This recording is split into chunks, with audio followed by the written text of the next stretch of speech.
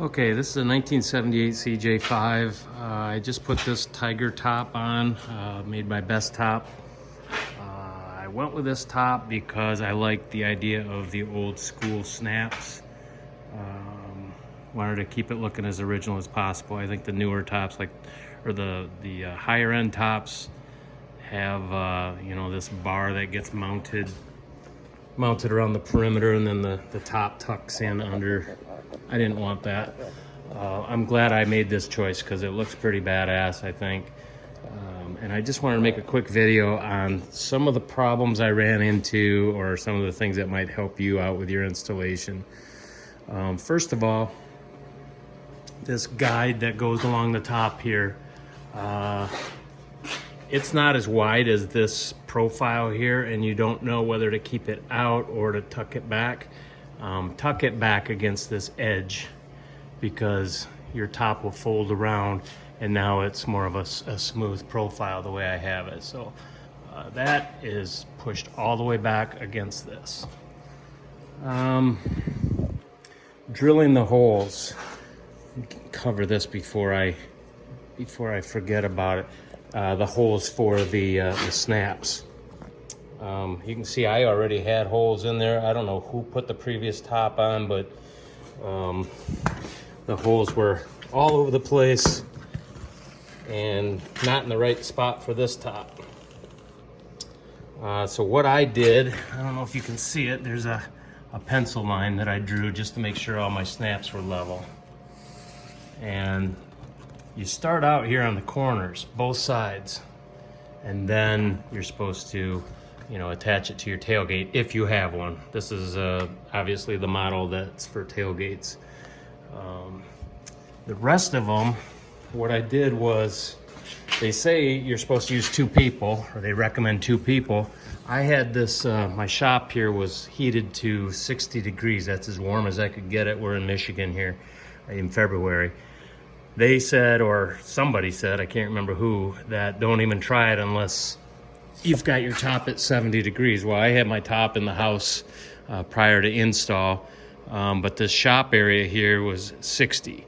And the way I got it to stretch was I took a pair of channel locks and I folded an old shop towel and put it in the jaws of the channel locks, and then I grabbed the top with it so I wasn't doing damage here. And then I could pull it down, and what they have you do is take a piece of chalk, white chalk, and go around the snap on the inside here. So pull it down with those channel locks, protecting the cover with a shop rag or whatever, and then you press the snap in, and that chalk will make a mark on the side of your Jeep, and then you can drill your holes. So I got mine pretty straight. I'm pretty happy with it. It's not perfect, it's like anything else. But that was, I mean, I did it all by myself. You know, I was reading the instructions, and, you know, they were talking about having a helper with the supports here, you know, because it's a little awkward, but you can do it alone. It really was not as bad as I was anticipating. The one thing is the fitment of the doors. The wife and I took this thing out. I rebuilt my heater box, and I was anxious to take this thing out in the cold weather.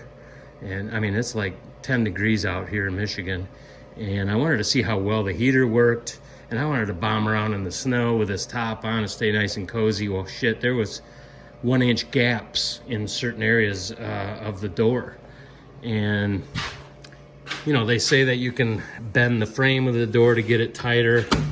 You can take your latch and adjust it this way or this way to pull it tighter.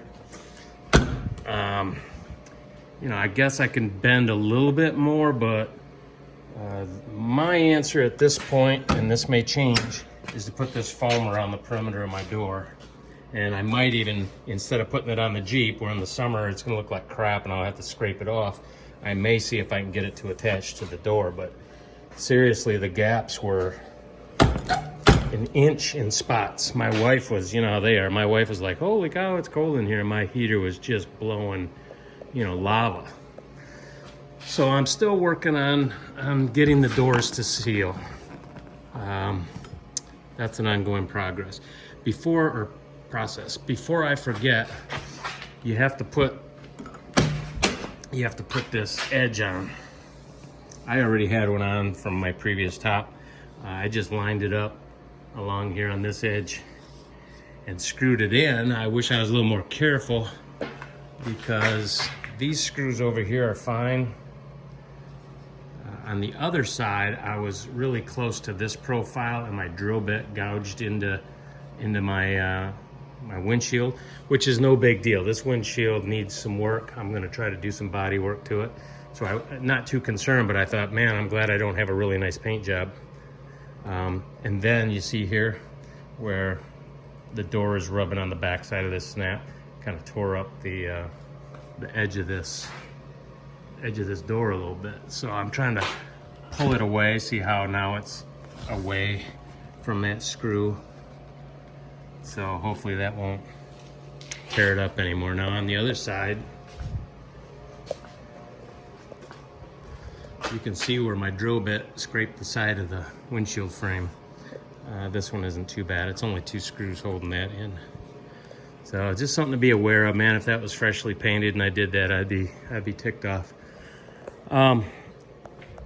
One last thing is, one of the reasons I bought the Tiger top outside of the snaps is if you go to their website, and I think they did honestly a poor job of promoting this top.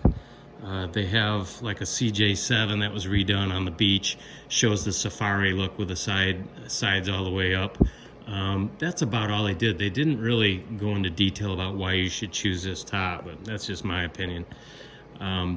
I do like the fact that you can have the safari look with this. So this rolls up and snaps up top, the back rolls up and the other side rolls up, and you take your doors off, and I think that'd be a pretty cool look instead of that bikini top or bimini top, however you want to pronounce it. So I'm looking forward to that this summer.